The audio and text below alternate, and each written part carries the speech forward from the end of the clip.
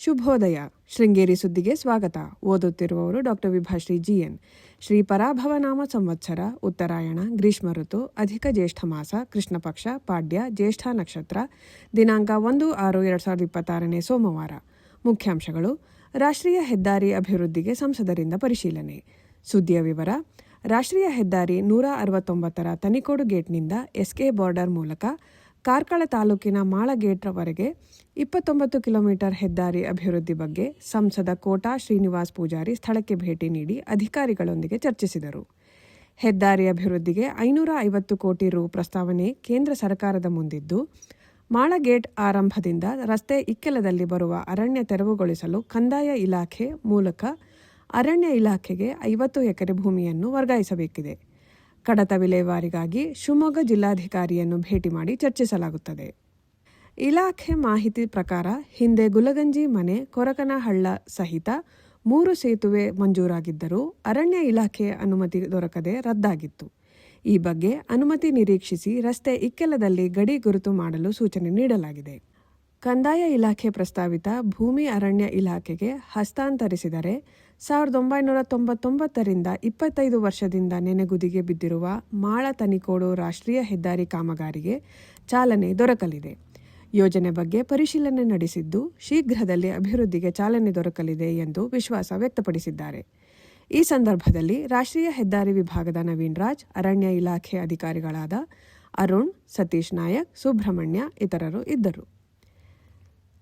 ಕೆರೆ ಗ್ರಾಮ ಪಂಚಾಯಿತಿಯ ಕುದುರೆಮುಖ ರಾಷ್ಟ್ರೀಯ ಉದ್ಯಾನ ವ್ಯಾಪ್ತಿಯಲ್ಲಿ ಮತ್ತೆ ಕಾಡಾನೆ ಸಂಚಾರ ಕಾಣಿಸಿಕೊಂಡಿದ್ದು, ಗ್ರಾಮಸ್ಥರಲ್ಲಿ ಆತಂಕ ಮೂಡಿಸಿದೆ. ಕಳೆದ 1 ವಾರದಿಂದ ಕೆರೆಕಟ್ಟೆ ಸಮೀಪದ ಮೆಣಸುಕೊಡಿಗೆ, ಶೀರ್ಲು ಸಮೀಪದಲ್ಲಿ ಆನೆ ಸಂಚರಿಸಿದೆ. ಕಾಡಾನೆ ಸಂಚಾರದಿಂದ ಹಲಸಿನ ಮರ, ಬೈನೆ ಮರ ಪುಡಿ ಮಾಡಿದ್ದು, ರೈತರ ಜಮೀನಿನಲ್ಲೂ ಸುತ್ತಾಡಿದೆ. ಗ್ರಾಮಸ್ಥರಿಗೆ ಕಾಣಸಿಗದಿದ್ದರೂ ಆನೆ ಲದ್ದಿ ಮತ್ತು ಸುತ್ತಾಡಿರುವ ಬಗ್ಗೆ ಖಚಿತವಾಗಿದೆ. ಆನೆ ಸಂಚರಿಸುತ್ತಿರುವ ಬಗ್ಗೆ ಅರಣ್ಯ ಇಲಾಖೆಗೆ ಮಾಹಿತಿ ನೀಡಿದ್ದಾರೆ. ಸ್ಥಳಕ್ಕೆ ಅರಣ್ಯ ಇಲಾಖೆ ಸಿಬ್ಬಂದಿ ಆಗಮಿಸಿ ಪರಿಶೀಲನೆ ನಡೆಸಿದ್ದಾರೆ.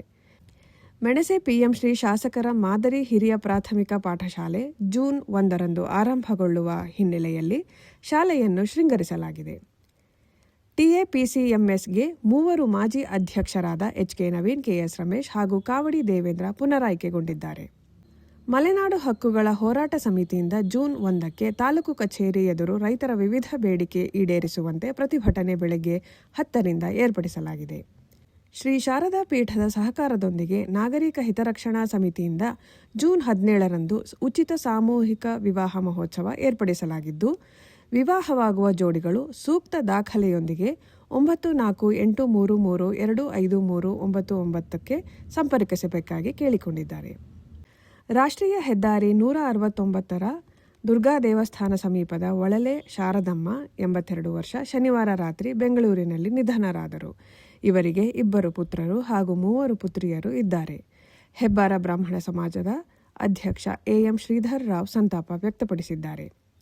ಪ್ರಧಾನ ಸಂಪಾದಕ KL ಗೋಪಾಲಕೃಷ್ಣ, ಸಹಕಾರ KV ರಮೇಶ್, ತಾಂತ್ರಿಕ ಸಹಕಾರ ಮಿಥುನ್ ಗುಡ್ಡೇತೋಟ ಮತ್ತು ಸೌಮ್ಯ ವಿಜಯಕುಮಾರ್. ಜಾಹೀರಾತು ಮತ್ತು ಪ್ರತಿಕ್ರಿಯೆ ನೀಡುವವರು ಶೃಂಗೇರಿ ಸುದ್ದಿ ಕೇಳಲು ನಿಮ್ಮ ಹೆಸರು, ವಾಟ್ಸ್ಆಪ್ ಸಂಖ್ಯೆಯನ್ನು 9448843831ಕ್ಕೆ ವಾಟ್ಸ್ಆಪ್ ಮಾಡಿ. ವಂದನೆಗಳು.